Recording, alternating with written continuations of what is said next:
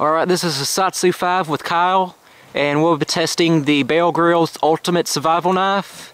And we're going to first baton through this piece of pine with the front portion of the blade that's plain edge. Then afterwards we're going to baton using the serrated edge. Let's get started.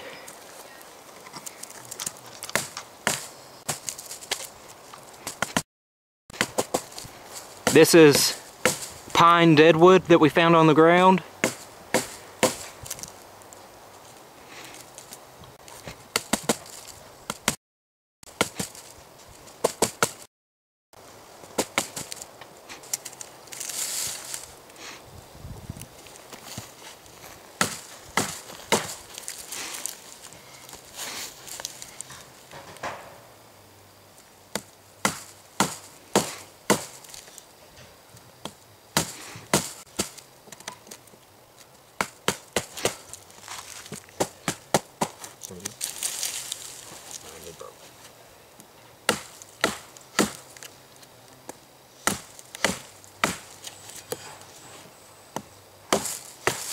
Alright, now we want to be batoning using the serrated portion. This I believe is a good test because most time when you're batoning, splitting wood, you have to span the whole entire blade across the wood, and this knife should be able to do that if it is an Ultimate Survival Knife.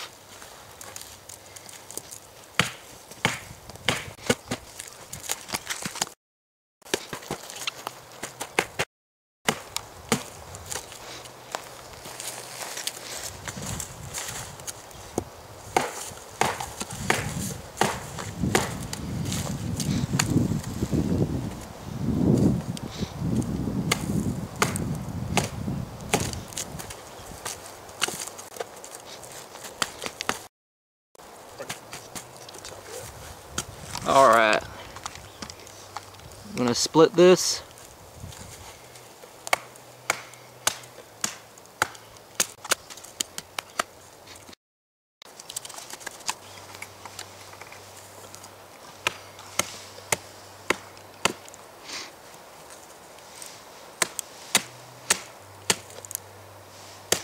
Looks like we're hung up on a knot.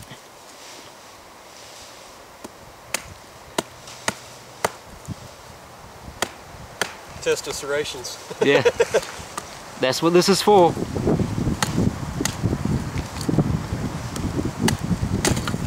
Alright, let's take a look at that.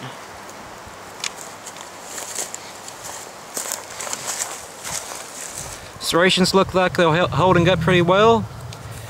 Let's see, do they feel like they've bent? Feels pretty good. Feels like they'll sharpen up. How's your hands feel? Good. Not very much vibration in this one. Yeah, they feel pretty good. They feel about the same. Maybe a little bit of deviation. Let's find some more. Alright. Hello, this is Camo Kid 1SS, and today we're going to be testing the Grylls Survival Knife. Today we're going to be doing a little tip test.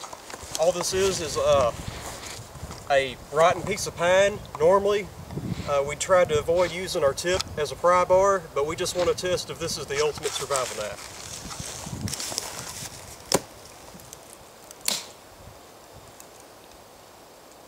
Alright, let's bring that in for a close-up. And it was a rotten piece of pine. Let me zoom out.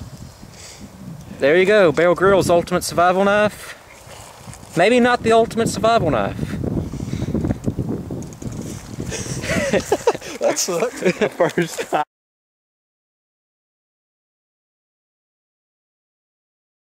Alright, this is the conclusion video to my Grylls Ultimate Knife review.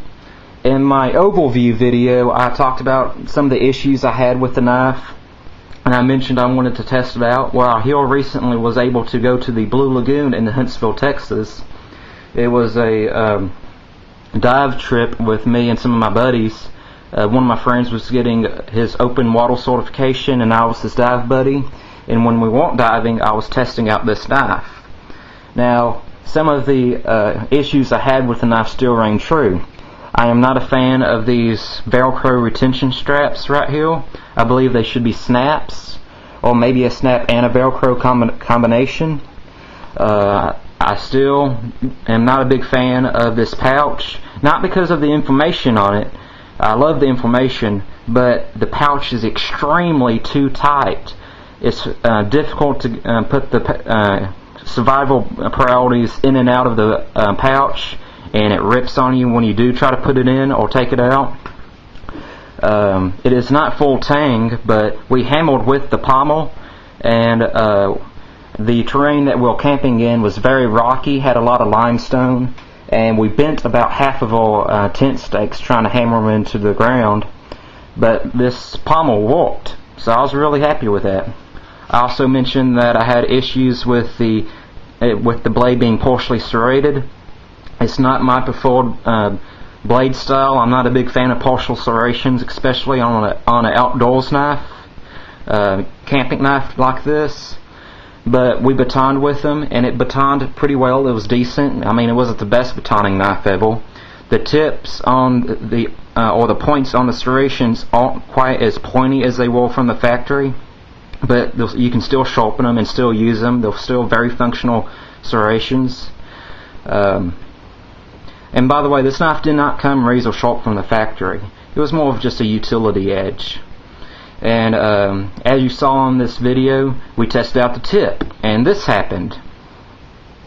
Now granted, that's not normal use for a knife, but this knife was advertised as the ultimate survival knife, and I believe the ultimate survival knife should be able to take some abuse. So we went ahead and tested the tip. The wood that we were using was pine, a soft wood, and that particular log was partially decomposed. It was in the decomposition process. It was partially rotted. It was not tough wood.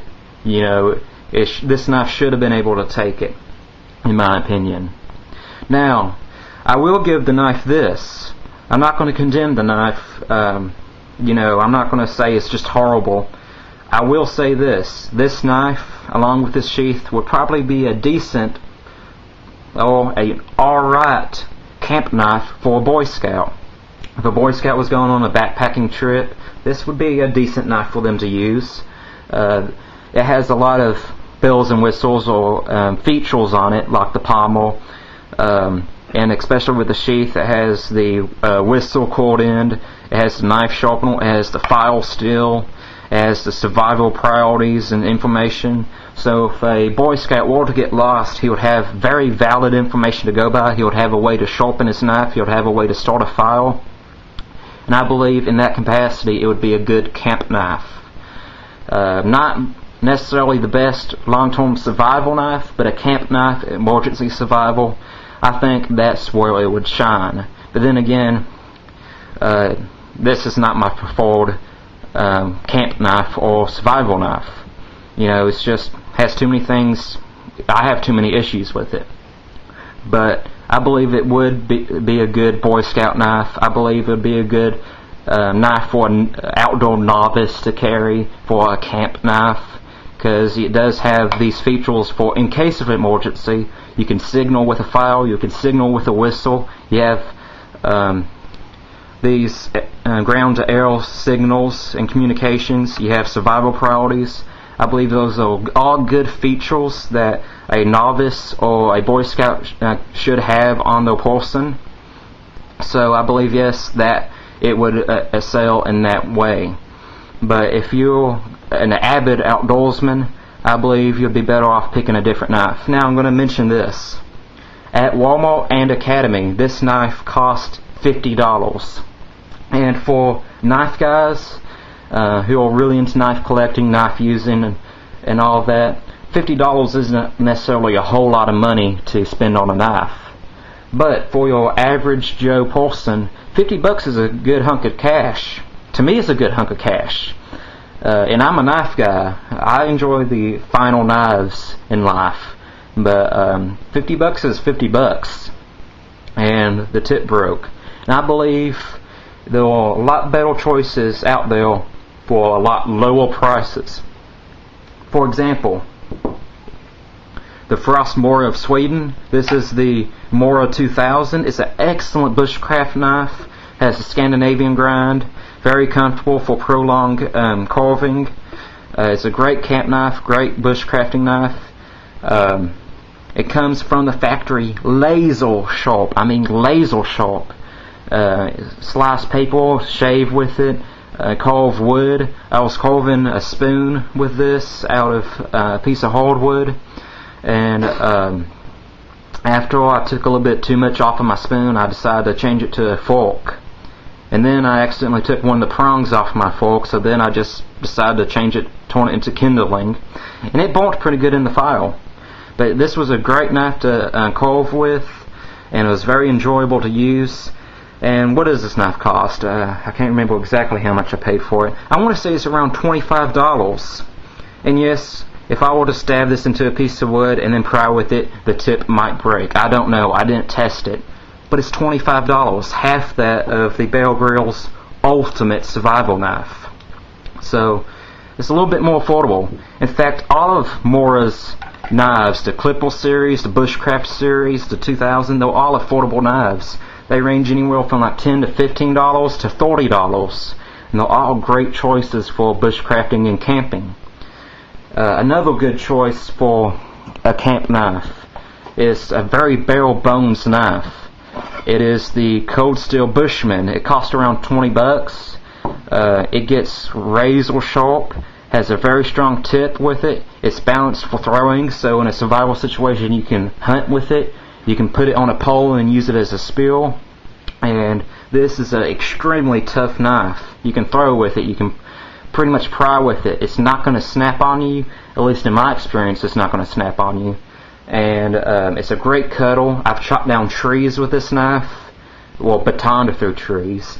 And I've chopped through bone with it. It'll get a little bit of nicks in there, but you can sharpen them out. And it's another awesome knife. This is my favorite so far, my favorite hunting knife. And I carry it with me when I go hunting. And it's a great skinner. It's a great, general purpose knife. Nothing really fancy, but it's tough as nails. For the price, it's built like an AK-47. It's just going to walk. So I hope you enjoyed this little conclusion video on the Bear Grylls Ultimate Knife. Boy Scout knife? Yes, maybe. Ultimate Survival Knife? No, in my opinion. But I've really enjoyed testing it. I've enjoyed these two knives for bushcrafting and camping and stuff. And I hope you enjoyed this video. I'm Asatsu5, and I'm out.